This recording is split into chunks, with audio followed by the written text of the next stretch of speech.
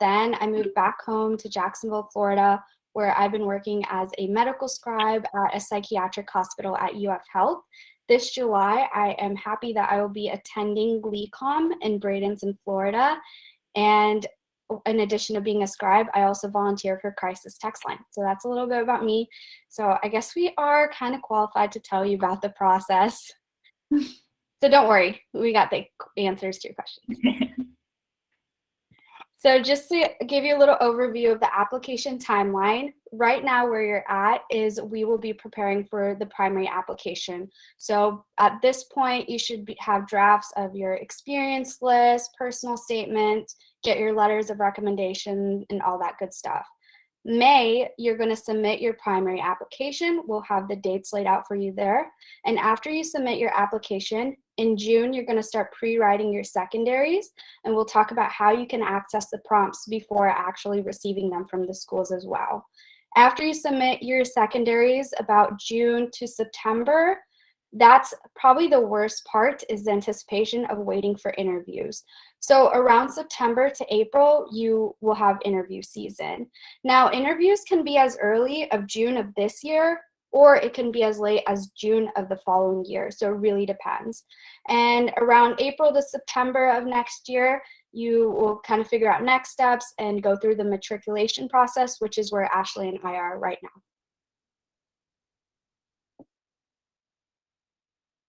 Okay, so the primary application. So some important dates, these are just estimates based on last year's application date. The first Monday of May, May 2nd, is when the Amcas application will open for students. Now, Amcas is a little bit different than Ecommerce, the DO application, because they actually have a little bit of a waiting period. So once it opens, you have about 3 weeks to fill in all the information, your general demographics, your personal experiences, all that good stuff. And then May 27th, you can go ahead and submit it. I recommend that you submit it on the first day or at least by early June, just so you can get in the queue, because verification does take some time. For me, it took about 2 days, but for other people, it takes like 3 weeks. So it really does depend. And after they verify it on June 24th, they will send those applications to the MD programs that you applied to. So it is pretty much a month-long process, okay? Now for the Ecommerce application, this opens typically the first Tuesday of May, so it's going to be May 3rd of this year. These are just estimates. They haven't announced the official dates yet. With this application, submissions happen almost immediately, so the day that it opens, you can fill it out and go ahead and submit it. The transcript for this part takes about 10 days, so just get it in as soon as you can. Sorry, can I ask a question if it's fine? Do you mind just adding your questions in the chat, and we will answer them at the end? All right. Thank you. Okay, now moving on to coursework and transcripts.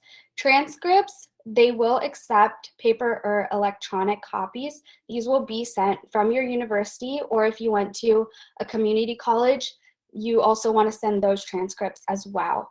So if you did a study abroad experience, you want to ensure that those courses are documented on your university or college transcript.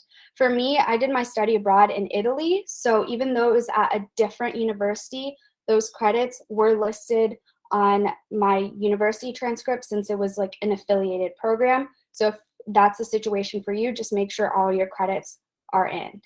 They will take paper and electronic transcripts, as I mentioned. The two e-transcript companies are the National Student Clearinghouse and Parchment. What I recommend for students is once you get your Amcas or Ecommerce ID, you're going to log onto your university portal. They will allow you to request a transcript. When you request it, you just put in your Ecommerce or Amcas ID, and then they will go ahead and send it to it. Keep monitoring your application portal and make sure that it's sent. You, again, just want to make sure that it's in by June. If that's not the case, just reach out to customer service. I had to do that for my Ecommerce application, and they will get it resolved. And once you submit it, you're going to go through and categorize each course by subject. So you'll have all your sciences, which one is biochemistry, what is chemistry, et cetera, et cetera. All right, now for the experience section. So for Amcas, this section is called Work and Activities. You can list up to 15 activities. For each activity, you have up to 700 characters that you can fill in. I think the hardest part is cutting everything down to fit that 700 character limit. Now, of these 15 activities, 3 of these you can elect to be your most meaningful experiences.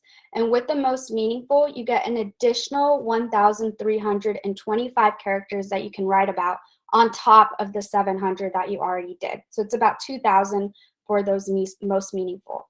Now with the most meaningful, it can be anything that applies to you. So in my case, I chose a clinical experience. I talked about being a medical scribe. I talked about being a campus tour guide because that was very important to me, and it's something that I want to do in the future. Like, I'd love to be a student ambassador at at the medical school that I will attend.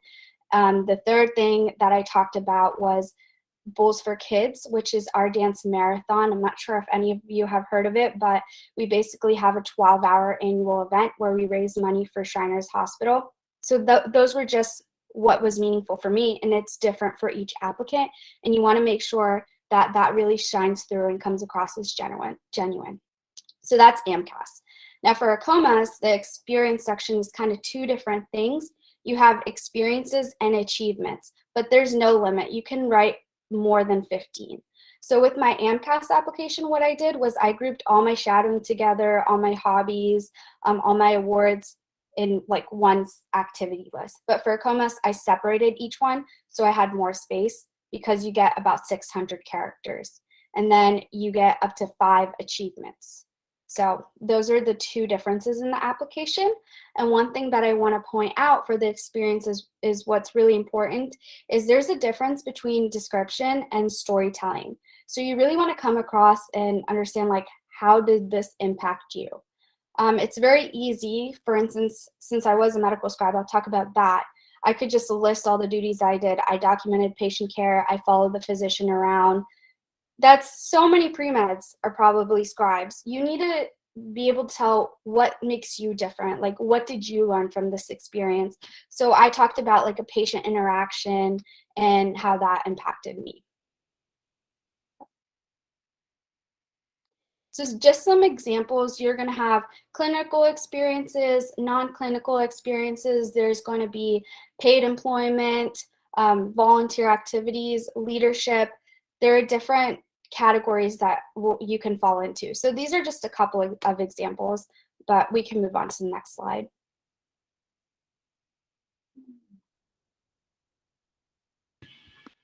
And moving on to letters of recommendations. So typically you'll need 3 individual letters, 2 from science professors and 1 from a non-science professor. And typically what I did was I got a letter from like a microbiome professor, and I got another one from a PI, principal investigator, from my research. And that way you get the well-rounded letters. And you do want to start collecting by at least January, earlier the better, because it's going to take time to build some relationship, and they're very busy people, so they're going to be taking their time. But yeah, please give them a deadline, or else they could take, it might take too long to get those letters. And you can use several platforms, and one of them is Interfolio, where you can store those letters of recommendations, and they are confidential, so you will not have access to the letters, but you can store them for several months to years. So it's good if you want to take gap years, or if you're reapplying. And there are 3 types of letters. The first one is committee letter. If your school has pre-health committee, then they will write letters for you instead of professors. For the letter packet, you basically have a set of letters from professors, but the committee will send out the letters to the medical schools. But if you want to do it individually, or if you come from a school where they don't have pre-health committee, then you will have to collect one by one as individual letters. Next slide. And personal statement, I hope you guys have already started or at least brainstorming. So both Amcas and Ecommerce have 5,300 characters. That's about a page and a half. And ultimately, what you want to tell is like why medicine, why you want to be a physician and go to medical school. So you can reuse the Amcas personal statement to Ecommerce. And typically, like why deal question will be in your secondary essay, so you don't have to worry about explaining that here. And I think I really want to emphasize like show, do not tell. Make sure it's not a list of just, you know, all the description of experiences that you had. Make sure you tell your experience and share your story. And typically it's good to have that story arc where you talk about your seed, how you got inspired to pursue medicine, and how you really water the seed.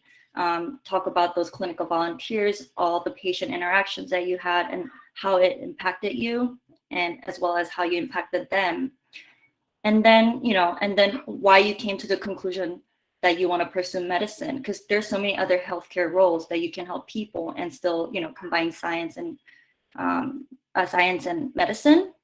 So yeah, you really want to be specific. Why not a PA or not a nurse? Why specifically a physician? So it's important to talk about reflection and insight. And I actually got a lot of help from this book called Medical School Application Playbook by Dr. Ryan Gray. I don't know if you guys have heard of him, but like I personally read the book and the examples were very, very helpful. So I highly recommend. And then next slide, please. Yeah, so I just wanted to come up with some examples. Yes, Dr. Gray is great. One example was like this writer had early exposure to diabetes through a family member. And that was the first exposure. And then this person started watering the seed by changing the lifestyle of the family members as well as that person as well. And then the person started helping others, started volunteering at a diabetes clinic, and they really got exposed to that field.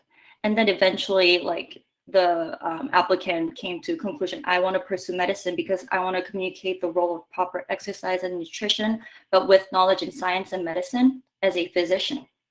And that was a very good, well-rounded personal statement. And secondary application. So once you submit your primary application, please, please, please start writing your secondary essays. And you can always find prompts. I personally found them on Student Doctor Network, but there are other lots of sources online where you can find those prompts.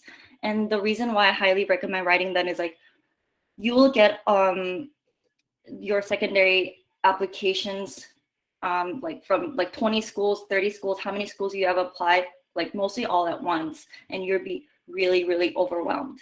So yeah, you want to like write those 3 most commonly written essays, like why medicine, and for Ecommerce, why DO. Another question is how can you contribute to the diversity of the school, and then why our school, and then that requires all the research to the mission, like the school goals and all that. You have to make sure that you write all of those. And I know there's like this like soft deadline, like 2 to 3 weeks after receiving the secondary essay. And I think that's a good deadline. However, that doesn't mean like it's not the end of the week if you pass by that. Good evening. Hi. Hi, how are you? Yeah, can we? Okay. So yeah. All right, next slide. All right, so now to talk about all the ethical exams that you may need to take for medical schools. So some schools require the Casper exam or the new AMC preview exam. This should be the easiest test that you take through the application cycle. They really just want to test if you are a good person, to put it simply. With the Casper exam, it's 12 different ethical scenarios. They can be video questions or they can be written prompts. You get a mix of them. And then with each prompt, you get 3 open-ended questions. The exam, you take it just in your house, wherever you live, you have your laptop, you have your webcam on, it records video and audio. It's a total of 90 minutes, so it's about 5 minutes for each question, and they are open-ended. You can write full sentences, you can write bullet lists, it really doesn't matter. But it's not too bad of an exam. I don't think you need to pay any company's money to prep for it. The way that I prep for the exam is I use the BMO book. I got it for free. And they have a bunch of different prompts in it just to practice. I just time myself, practice typing it out. And I also watched a bunch of YouTube videos from former testers, and I scored in the top quartile. So it's not too bad of an exam. It'll be okay. Don't stress over Casper. Now, there's also Snapshot and Duet. Certain schools require it, others don't, but you only have to pay for it one time. So you might as well take the additional things. You have 2 weeks after you take the Casper test to complete the Snapshot and Duet. Snapshot is basically a one-way interview. You'll have your webcam on, a question will come up, and you have a couple of minutes to answer the question, and then they will send that to the schools. And Duet is an assessment, which is to see if your values align with the school values. So it can be like, do you value research more or clinical experience? Do you like group learning, or do you prefer individual learning? So it's those types of questions.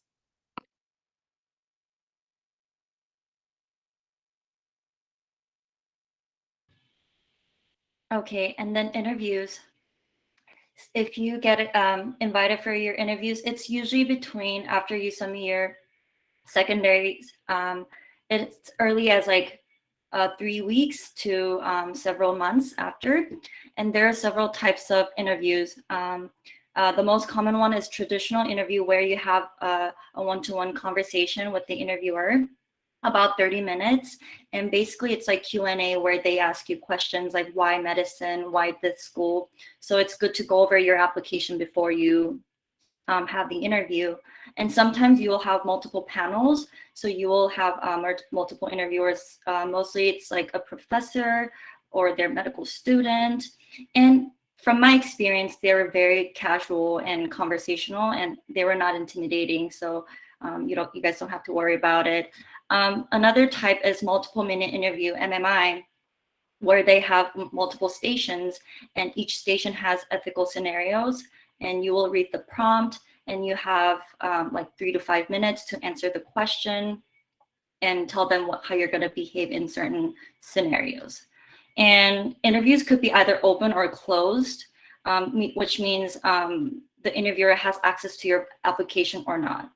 And I guess it depends on what their preference is, but if they have access to your application, they could ask multiple questions from your primary and secondary. So make sure you know what your expenses are. So I'm happy to share my personal interview type that's not one of these. I actually had to role play and in certain scenarios, and one of the scenarios was in a group project setting. One of the members is going through personal difficulty, and what would you do, and how would you tell the friend or the group member? And it was interesting because I actually had to role play and be in the moment. And at first I was caught off guard, but I just wanted to share that there are multiple types of interviews, and be aware.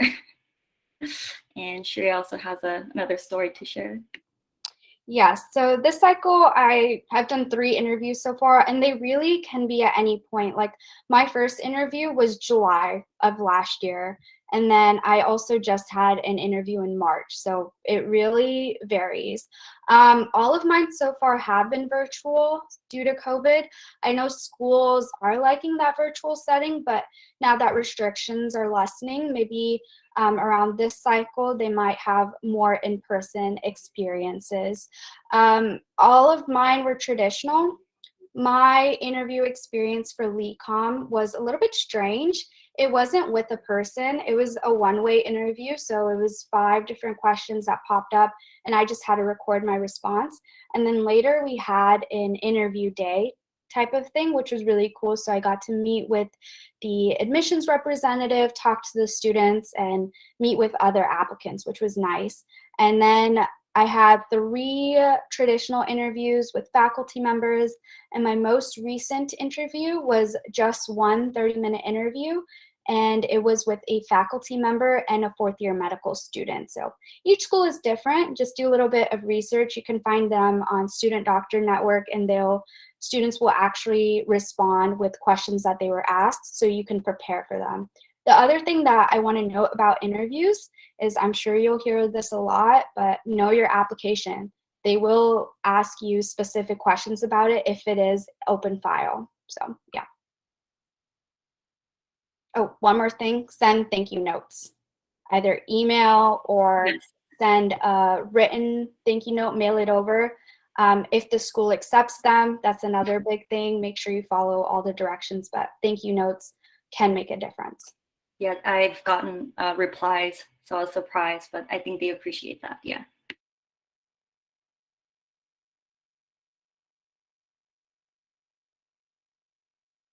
All right, so if you're this lucky winner, then you'll get accepted and you'll be in tears like I did.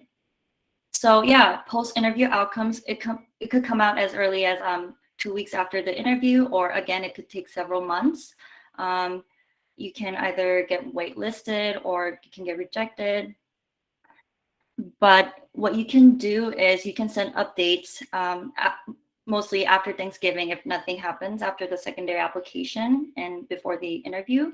So letter of interest, you can send the letter of interest before you receive your interview. That basically you're telling them that you're interested in attending the program and basically asking if they could extend an interview. Whereas a letter of intent is you send them after the interview or after you got waitlisted.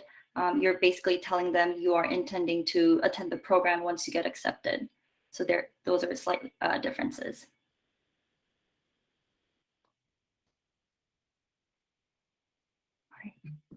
All right, so another thing, you all probably know this, but the process is expensive. I'm not going to go through all this. Feel free to take a picture of the slide, but the MCAT alone is $320, and then you're probably going to be applying to about 25 schools, so it really does add up.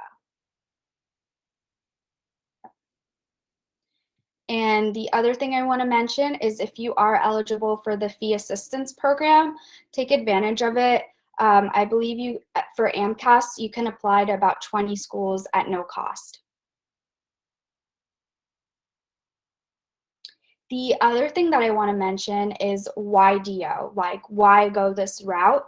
Don't consider it as like just a backup option, because schools will ask you, why osteopathic medicine? What is your experience with it? And it will come up during the interviews because they want to know. So with the osteopathic philosophy, it's just a focus on holistic medicine, treating the body as a whole instead of these different compartmentalized pieces. And they heavily focus on the musculoskeletal system and things of that nature. Like I mentioned, during interviews, they will ask you about it.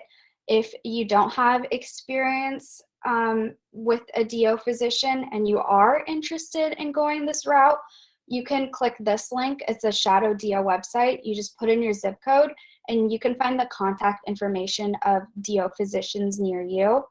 Another reason that you want to think about why are you going down this route versus the MD route is there are some additional requirements, like you have to take the COMLEX exam, and I have asked current students, and most of them still are taking both COMLEX and the STEP exam because it makes you a more competitive applicant for residency programs. Also, they have osteopathic manipulative medicine classes, which is just another piece of your curriculum. So just take this into consideration when applying. I applied to both MD and DO programs, so yeah.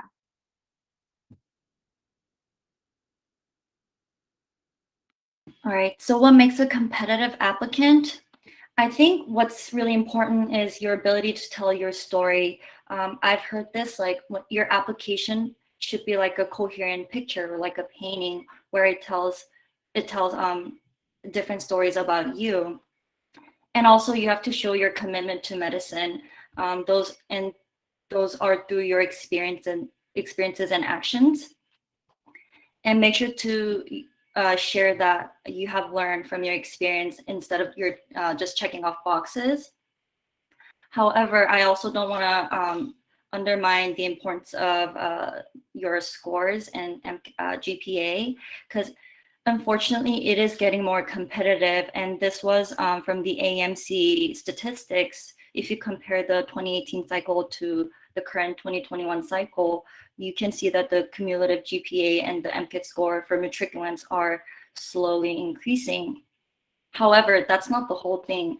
I believe that high stats will get you into the door, but compelling stories will lend you an interview and they want to learn about you. So it's important to be a well-rounded applicant. All right, more questions. All right, so before we kind of open it up to the chat as well, I know when you filled out the submission form, we have a list of questions that applicants have already asked, or attendees have already asked, so I'll go ahead and read out some of them and we can work through those. The first question that I see is, any gaps where I can go travel during the application process? Yes, I mean, pretty much after you submit your secondary application, it's just waiting for interviews, and most of the time you will schedule your interview about a month in advance, so you can travel during this period. I would just say around the time that you're receiving secondaries in June, July, like that summer, try not to travel. Like that will take up a lot of your time. Any advice for a non-traditional applicant? Ashley, do you want to answer that? Yes, I'm actually a non-traditional applicant. Before attending UCLA, I went to art school, so I completely switched my major and completely switched to a different school. And then I went to community college and then transferred to UCLA. So I also had to send, community college transcripts and all that. But I think it's really important to be open about your journey, because it's non-traditional and you have other stories to tell and you can really incorporate into your personal statement.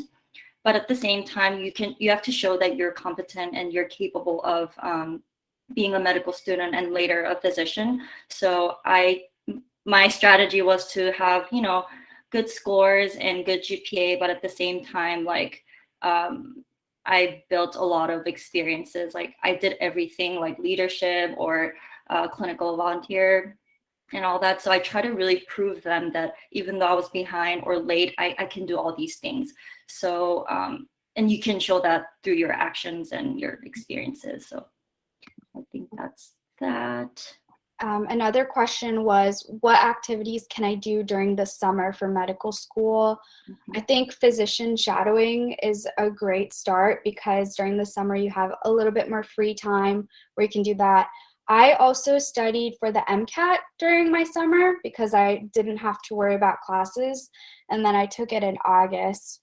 Some other activities, if you are able to get a temporary clinical job or even part-time, that can be very useful.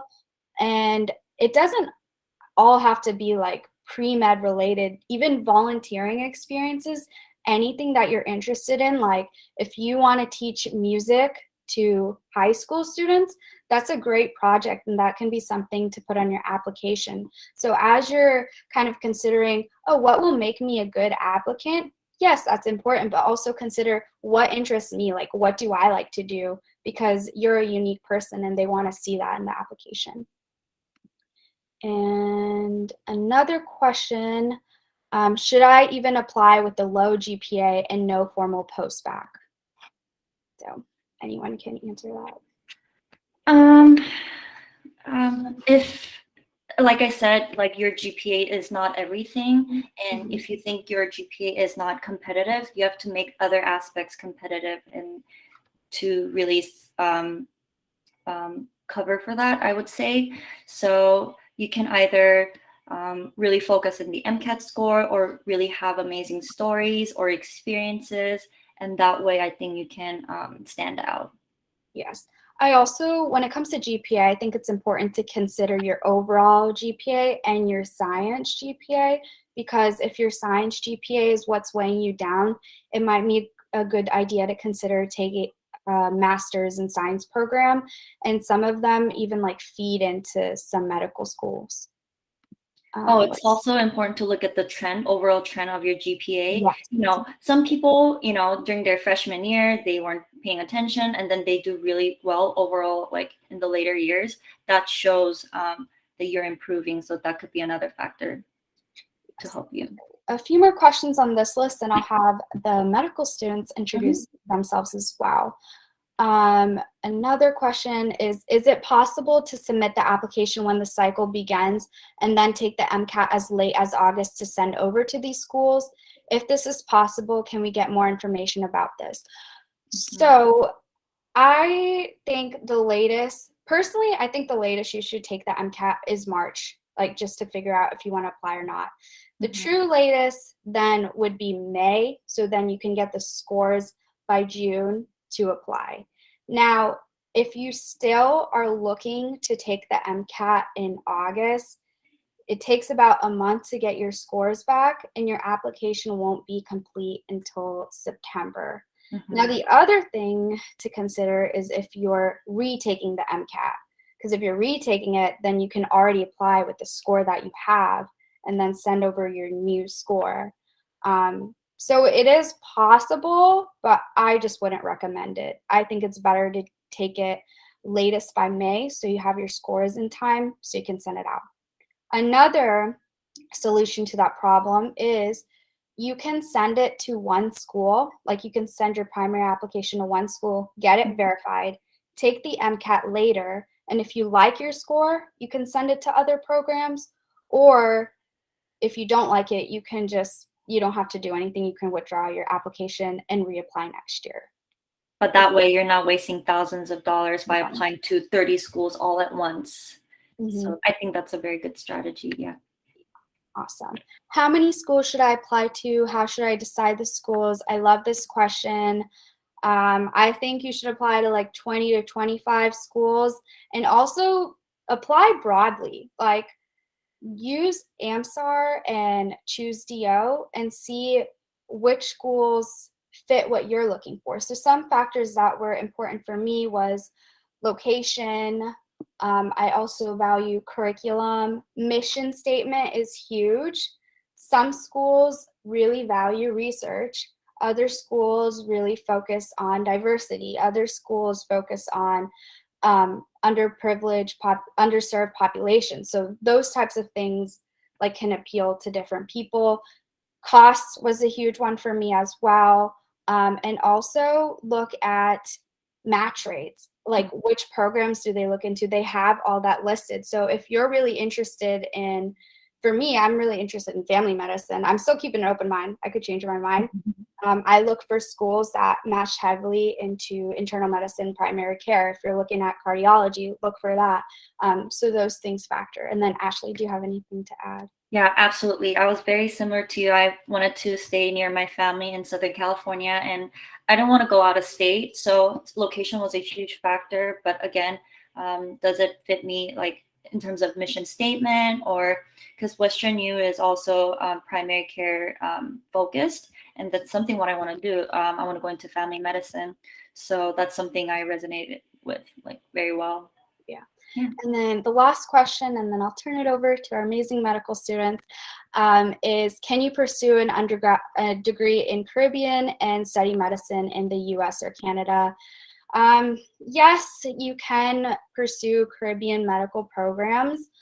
I think you need to consider they are like for-profit schools. That doesn't mean the faculty doesn't care about students. Like many physicians come from the Caribbean, like they will go over there, do 2 years, and then come to the US to do their clinical rotations. It really, to me, it's just what do you do with the opportunity that you are given? So if you have the opportunity to go Caribbean school, you can do it if it's interesting to you. I know 2 students from my undergrad that are doing it now. I know one of my friend's sister, she went to St. George's University and she recently matched, so it's definitely possible. The reason that I chose not to go that route was tuition rates, and it was just too far for me. So, and then Ashley, if you have anything. Oh yeah, I completely agree with that. Actually, my friend's sister also went to Caribbean Medical School, and she actually got matched at UCSF for internal medicine. So she's doing really, really well. But it sounded like it was very, very tough to stay afloat, and it was really expensive too. And being far away from her family, it seemed very tough for her. Yeah. But she's done really well, so I'm happy to hear that. All right, at this point, we'll turn it over to our medical students, so you can go ahead and introduce yourselves. Hi, everyone. I'm Sindhuja Kopu. I am a third-year medical student at Virginia Commonwealth University, which is in Richmond, Virginia. And I'm currently interested in pursuing dermatology, so I'm kind of working on like the stuff to get the applications, and I'm currently thinking about that. So happy to be here and answer any questions that you guys have about medical school.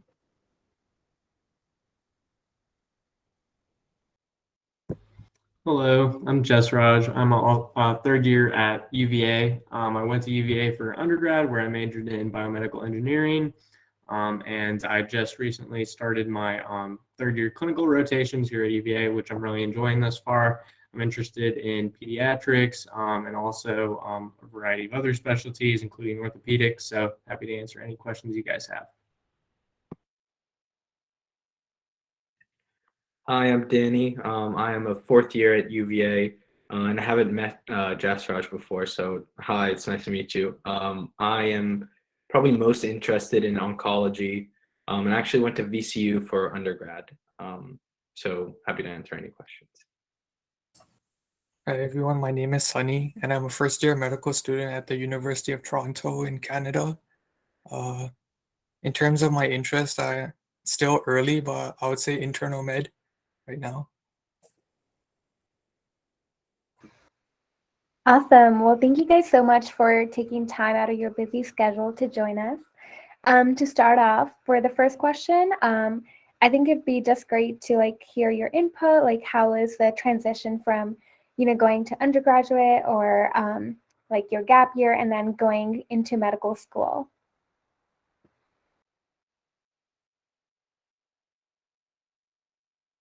I don't mind taking a stab at that one.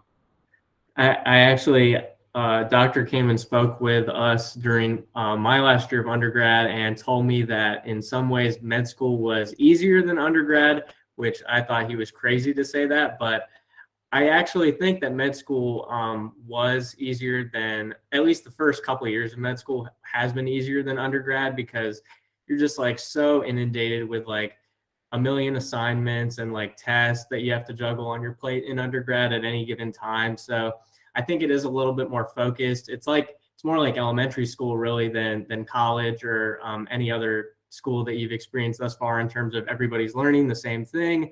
There's just set material that you go to class every day and you're just responsible for one test at the end of a 3 or 4 week period. So, or sometimes longer than that, but there's a lot of information in those few weeks, but I feel like it's very focused. And in my opinion, the first 2 years of med school were really enjoyable. And I feel like I had a good balance.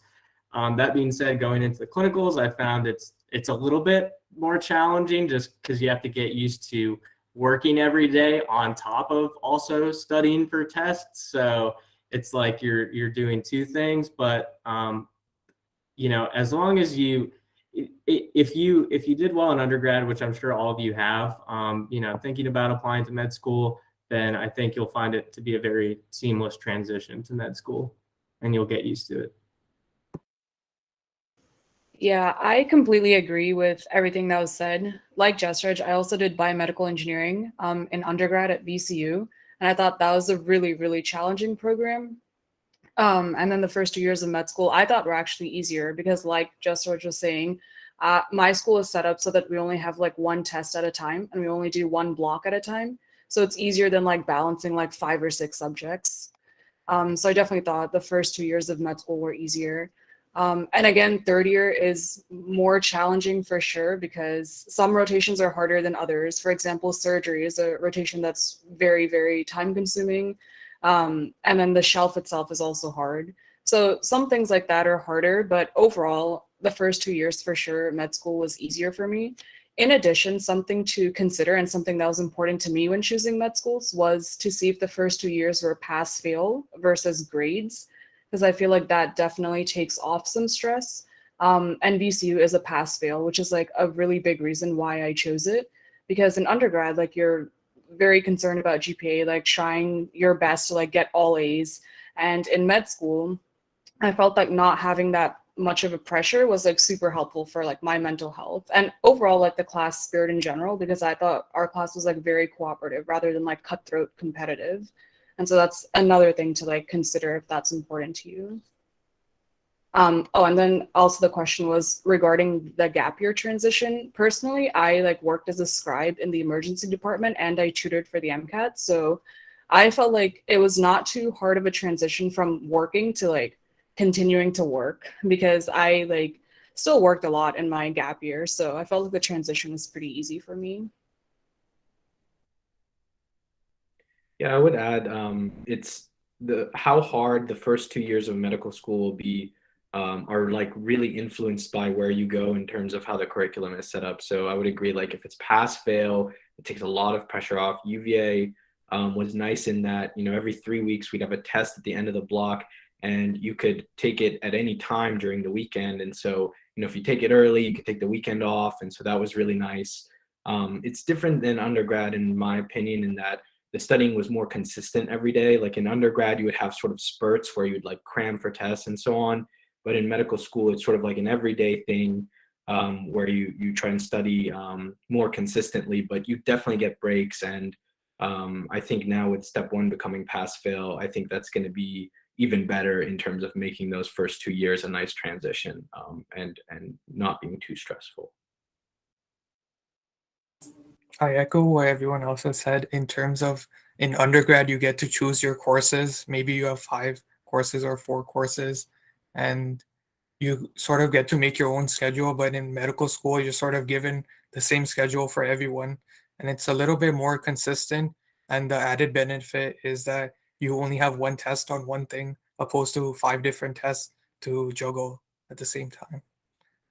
I think just adjusting in your first year would be good in terms of from undergrad to med school. Just taking the time to see what works for you. Awesome. And what is like a typical day of medical school like look like for you guys, and how do you like kind of balance studying and other personal stuff in your life? I can start this question. So in the first 2 years at VCU, we usually had classes Monday through Friday, 8 to 12, like 8 a.m. to 12 p.m.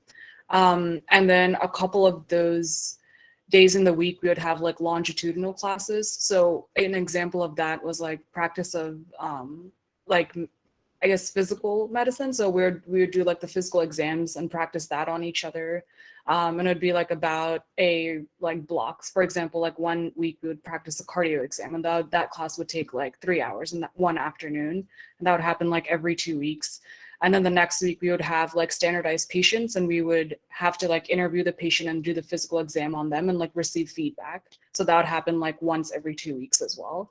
Or we would just have other classes like ethics and stuff in the afternoons. But usually the core classes, which is like the block that we're on, would be 8 to 12, Monday through Friday.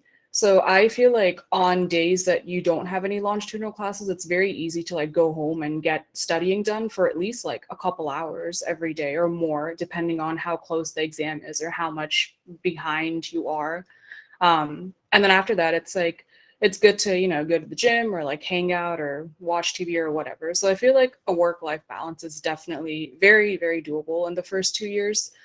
Third year, again, it gets more tricky with rotations. Again, some are just exhausting and some are better. So it's just very rotation based, and the hours are like differ widely as well. Like I was saying earlier, surgery is one of the brutal ones, so there's not too much of a work-life balance for me when I did surgery, but like others are better, so it just entirely depends on the rotation.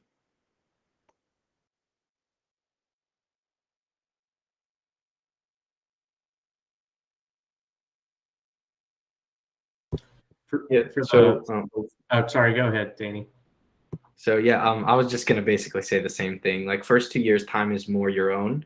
You might have class for 4 hours. COVID kind of ruined all of that. A lot of it was online, but you might have class for 4 hours and then you kind of study at your own pace every day. As much as you need to, and you can kind of take breaks, go to the gym as you want. Once you get to rotations, then you're on more somebody else's schedule. You have to be somewhere from, depending on the rotation, surgeries start very early. And then, those are weeks at a time. So surgery rotation can be like 6 weeks long.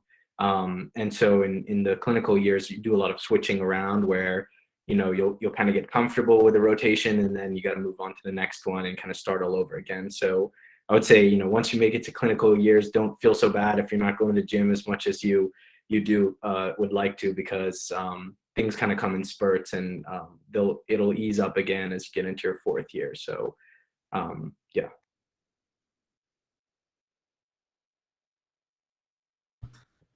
Yeah, I'll just kind of add on what Danny said. So since we both go to UVA, we have pretty similar experience that like the first 2 years of med school are like you're going to classes in the morning and then just pretty much in the afternoons you're just studying for a big test at the end of like a few week long block. And then I saw Pacifique also, correct me if I pronounce your name wrong, but asked, what do we do in rotations? Which is, the last 2 years of med school, what you'll be doing every day. And I can speak a little bit to that. So nobody ever told me, that was a question that I had. So you're pretty much working in the hospital as a doctor, you are learning also on the job, but you are expected to be responsible for at least 1 to 3, let's say, patients on any given day. So you look at what happened with them over the past 24 hours, new labs and imaging results, what their vitals are this morning.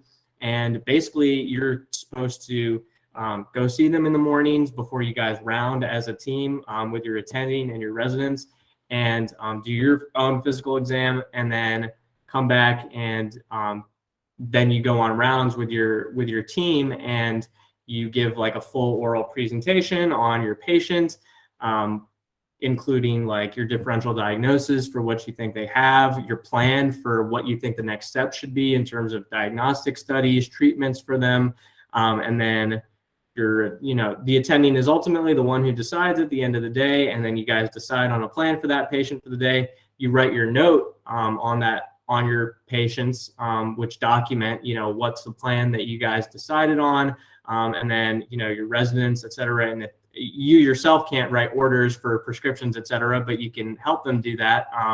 And, that's how the work of the hospital gets done. And then in the afternoons, you go see more patients, go see a consult, a new admission from the emergency department, and, that can be your full day. So it's pretty exciting. I've seen a lot of cool stuff in just the past couple months, but yeah, typical day is rounds in the morning, and then kind of writing notes or new admissions in the afternoon, new consults, and then you do that on a daily basis.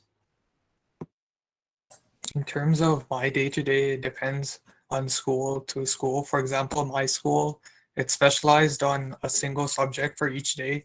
For example, Mondays we have lectures and then small group learning based on those lectures on Monday afternoon. Then Tuesdays anatomy, Wednesdays are off, Thursdays are more lectures, and then Friday is clinical skills. But I would say it ends almost every day. Not every day, but it doesn't go beyond 4 p.m. and usually ends before 4 p.m. Awesome. So for the last question, I guess, like, is there any advice you wish you knew before starting medical school, or anything you guys want to leave the students who are applying this cycle with?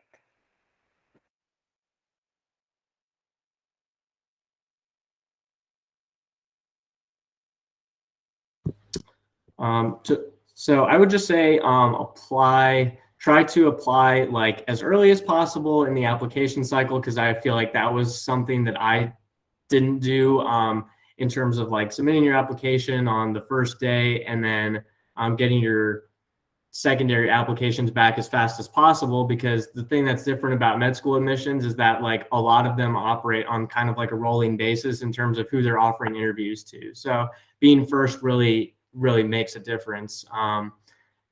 As far as like letters of recommendation and MCAT and stuff, I mean, you guys will do that. Letters of recommendation, I think, is a lot about building relationships with professors and research advisors, and just like, you know, showing up, going to office hours, making those connections, I think is really important in getting a good letter of recommendation. Sending like thank you notes to your teachers, you know, you kind of have to, you know, get on their good side a little bit, but like, you know, being that like student that goes the extra mile. And then the MCAT, you know, I think it's really just about like doing a lot of practice questions. Unfortunately, your undergrad curriculum will prepare you more than well for the material. But then in terms of doing practice questions, I did like a Kaplan online course to get like a bunch of full-length practice tests. You guys don't have to do that, but the AAMC has at least 4 full-length practice tests on their website. I would recommend you do all of those and just get as much practice as you can, because I think that will be the most helpful for you. And you guys will all succeed in med school, I'm sure, and in the application cycle. And good luck to you guys. And I'll put my email in the chat in case anybody has any questions. Thanks. Yeah, so I have like the same advice pretty much. That was really good advice. I'd also say something else is to prioritize your mental health, because the application process is very, very daunting, and it's easy to get lost. It's easy to compare yourself to others. It's easy to think you can't do it or make it. These are all thoughts that everyone has had. All the students that have gone through medical school that are applying, these are very common thoughts. So I'd say try to find something to ground you, try to find a hobby, or try to reach out to people, you know, do something that like makes you happy, because it's very, very easy to like get lost and get stressed and everything. You know, definitely reach out to people that are mentors, or just other people who like came to med school, or just like your friends. So I'd say like prioritizing mental health is also a big thing that I wish I'd done better, that I'm now telling you guys to do.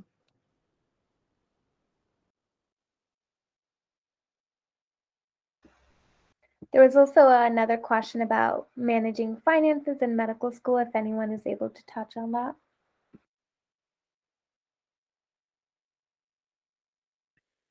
I can add sort of to both those things. So I would also add with the applications, you know, don't rush through the writing. Definitely spend some time doing your personal statement and have some people read it. You know, people that you trust or kind of value their opinions. And then in terms of finances in medical school, it's really hard, and it will continue to be hard probably, you know, throughout your training, even when you become a resident, because those, you know, loan payments will become due, and sort of, you know, you're not making as much as you will be once you become an attending physician. So it depends on, you know, your situation definitely specifically, but most schools have a lot of support within the financial office to set you up with loans that cover not only tuition but also cost of living.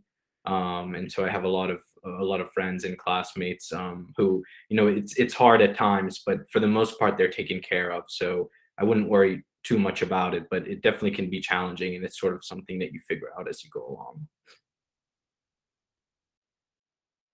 In terms of my advice for the application cycle, I would say you can share. You may think that some activities that you do may not be medicine related, but I would think that things that are important for you, they really shine through. It's important to share those activities as well. For example, for me, it was graphic design or art, and that's something that I really like to share. And even though it may not be medicine related, I still wanted to share because it's a big part of my life. In terms of finances, I agree. There's a lot of support in terms of the financial aid office. We get lectures on it pretty frequently as well, so they could help you as well. Yeah, and budgeting, it's something that you can learn as well with the office as well.